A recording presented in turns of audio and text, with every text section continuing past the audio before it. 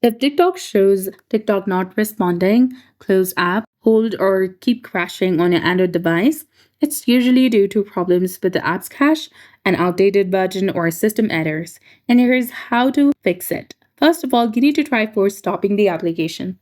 Sometimes TikTok freezes when running in the background, so open your phone settings and scroll all the way down and go to apps.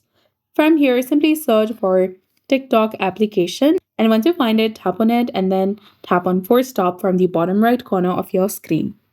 Now reopen TikTok and clear the TikTok's cache, which is the most effective fix. Corrupted cache files can cause crashes, so scroll down and go to storage and then click on clear cache.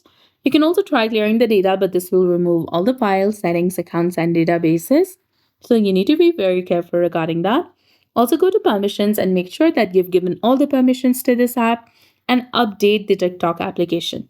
Open your Play Store or App Store according to your device and simply search for TikTok application. Once you find it, tap on it, and if you see an update button instead of open, go ahead and tap on update in order to update it to its latest and newest version available. After that, restart your phone. A simple restart can fix minor system problems. So press and hold the power button and the volume down button and tap on restart and check your internet connection as well.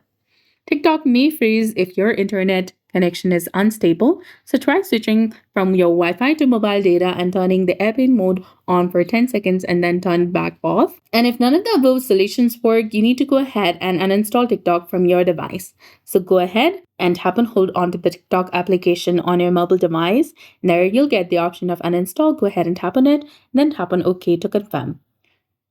Then after, open the Play Store or App Store according to your device and then simply search for TikTok and then reinstall it on your phone. So that's it for this video. I hope you found this video helpful. If you did, please like, share, and subscribe. Thanks for watching.